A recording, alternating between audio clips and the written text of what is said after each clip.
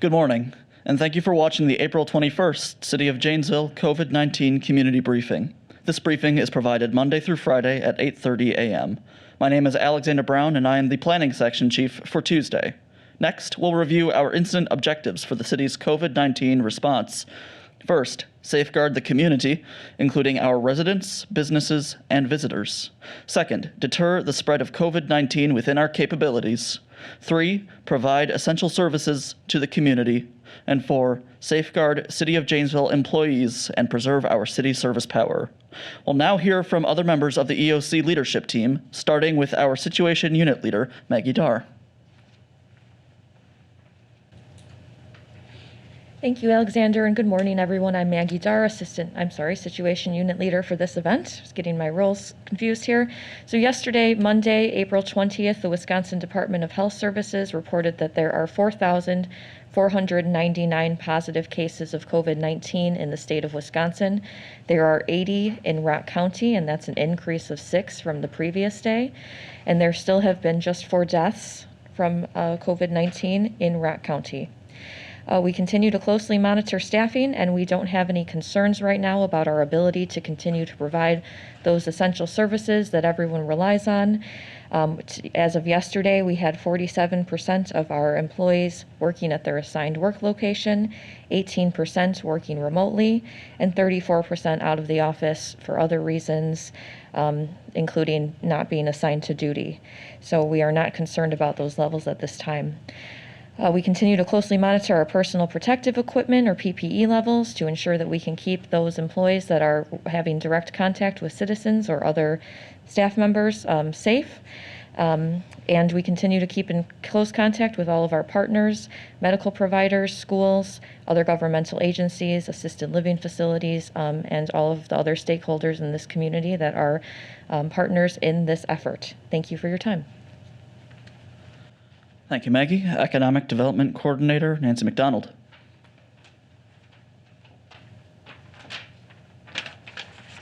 Good morning, Nancy McDonald, Economic Development Coordinator. We continue to work hard to stay up to date with the available resources for businesses affected by COVID-19. All these resources can be found on our growjanesville.com website, so I urge you to check out our website. Some of these include Rock County's $1 million Emergency Small Business Loan Fund, which is projected to be open and available next week. Also, some of the other newer ones are the National Restaurant Association Educational Foundation, which is offering $500 grants to food service workers. The Federal Reserve is establishing the new Main Street new loan facility and the Main Street expanded loan facility programs to provide support to small and medium-sized businesses by eligible lenders. Also, the Pandemic Unemployment Assistance Program is a new temporary federal program that provides up to 39 weeks of unemployment benefits to individuals who are not eligible for regular unemployment insurance.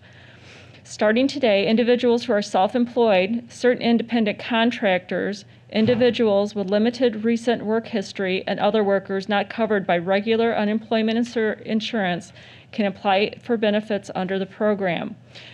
These programs, as well as portions of the CARE Act, have been summarized on our growjanesville.com website. If you have any questions, please feel free to reach out to the city's Economic Development Office at 755-3059. Thank you. Thank you, Nancy. Public Information Officer Alan Luckett.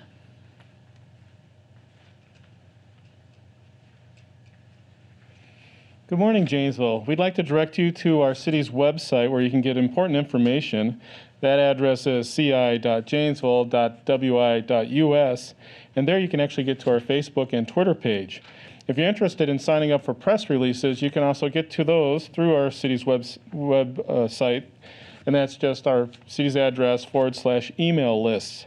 For COVID-specific information, you go to our website, and at the top of the page, you will find a nice link that will take you to a lot of information. So that, again, is the ci.janesville.wi.us /COVID-19 if you want to go directly to that site. From there, you can get community resources, our archived daily briefings, our frequently asked questions, CDC information, business recovery information, and a lot more. The City of Janesville does trust government-sanctioned sites such as the CDC, Wisconsin Department of Health Services, FEMA, and others to get trustworthy information.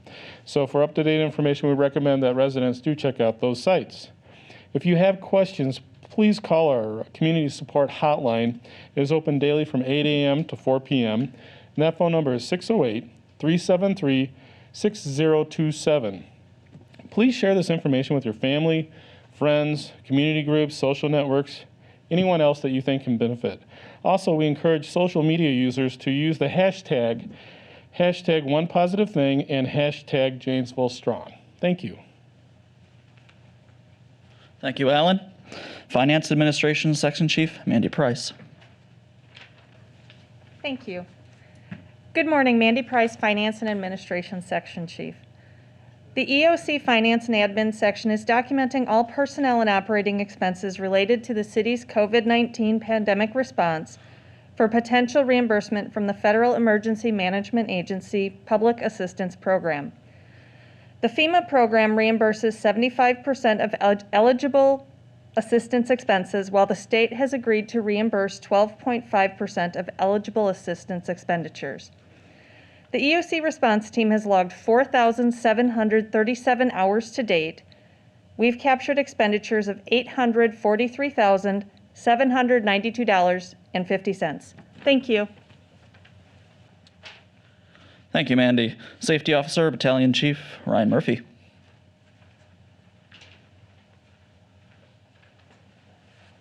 Good morning, Ryan Murphy, Safety Officer.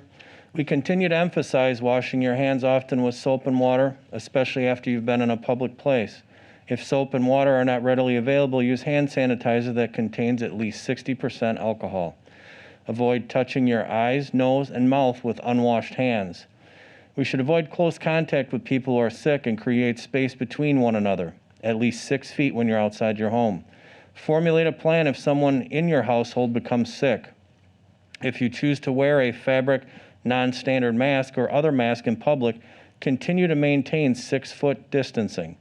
The CDC recommends wearing a cloth face covering in public settings where other social distancing measures are difficult to maintain. CDC is additionally advising the use of simple cloth face coverings to slow the spread of the virus and help people who may have the virus and do not know it from transmitting it to others. The cloth face coverings are recommended. The ones that are recommended are cloth face coverings like this, not surgical masks or N95 respirators. Those are critical supplies that must continue to be reserved for healthcare workers and other medical first responders. Wash cloth masks regularly after use. Workspaces and residences should be cleaned thoroughly daily with EPA-approved cleansers. High-touch surfaces should be cleaned with a higher frequency. As we move through the spring and summer and beyond, please be mindful of how this historic event affects you and others around you. Thank you. Thank you. Incident Commander Chief Rhodes. Hi, good morning. I just want to thank all the city staff for everything that they're doing and to continue to serve the city and the citizens and providing services to make sure that we can maintain some sort of normalcy as best as possible. I also want to thank the retail workers, the truckers, everybody who is in the background supporting our society, our community.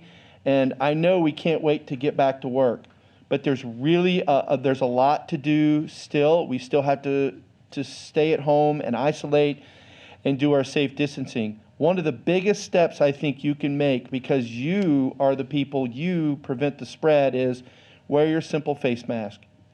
For us to go back to normal, I can absolutely see wearing these masks will be the normal. So start to plan for that, prepare for that. If you don't have a mask at home, go to the city's website, the green ribbon on top of our website, click on that, and then go in the middle of the page, and CDC shows how to build a mask out of a handkerchief or a bandana, and therefore you can use that on a daily basis once we open up our society again and start back to business. Please use your social distancing. If you're going to have a fire at home, a recreational fire, or cooking fire, be respectful, be mindful of where the smoke is going. Is it going in a neighbor's window? And just give each other grace and consider where that smoke is going. Our current emergency operations are an enhanced watch. We have no issues. We're monitoring right now within the city, so we feel very good about that. But we are nonetheless keeping a very close eye on the situation. If you haven't already done your family disaster kit, remember, we still are susceptible to tornadoes and natural disasters. Be ready for that. So this weekend, if you want something to do, build your family disaster kit. Go to ready.gov to see that. And also today, call somebody, text somebody, or send a card. And as always, be flexible and give each other grace. Thank you.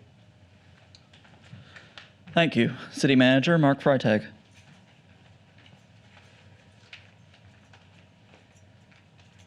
Thank you, Alexander, and good morning, EOC members, City of Janesville employees, and members of the community that are listening in. I just wanted to say a few things, and first of all, I just need to say thanks to our City of Janesville EOC team and our City of Janesville employees. We're in our 6th week of Emergency Operations Center's operations. We're in our 6th week of kind of a new normal of how we do city business, and we surged, we then dispersed, and we're back out into our normal routines. And oh, by the way, while we're continuing to provide those municipal services to the community, we're also continuing to keep our finger on the pulse of all things COVID-19 and our response to that pandemic, certainly here in the city of Janesville, and then monitoring county, state, nation, globe. And so it's just becoming our new normal. And so I would encourage the community to kind of wrap your arms around and realize that, this is going to be our new normal for a while. Will we ever return to what life was like before COVID-19? I don't know. We'll see how that plays out. I would remind everybody that it's certainly not over. Okay, and so as Chief has said, and we continue to reemphasize each and every meeting, some simple things like wearing a face mask out in public can help prevent the spread of COVID-19 in our community and make it not so impactful, so that we continue to see our numbers increasing, but to start to plateau, level out, and then to begin to decrease. And so I sent a message to the community yesterday to make sure that when you're in public and you're coming in contact with people, to put a cloth face mask on, whether you're an employer or an associate, or whether you're a customer, or whether you're just getting out of the house to go shopping and go to the store. You need to make sure you've got a mask on, because the mask is not going to prevent you from getting something, but it's going to prevent you, the wearer, from giving what you got to anybody else. And so it's just one of those common sense things. Social distancing, hand washing, wearing a mask, making sure that you use hand sanitizer with 60% alcohol solution when it's available. And those simple measures, that's all about community change. It's about behavioral change inside our community. And so, again, I'll tell you that only you can make a difference in this effort. You can prevent the spread of COVID-19 in our community by doing these simple measures. It's just got to become your new normal. Thanks, everybody. And again, we're going to stand tall, stand firm, stand together, because we are Janesville strong. Thank you. This has been the April 21st City of Janesville COVID-19 Community Briefing. As a reminder, the community briefing is provided Monday through Friday at 8:30 a.m. Thank you for watching.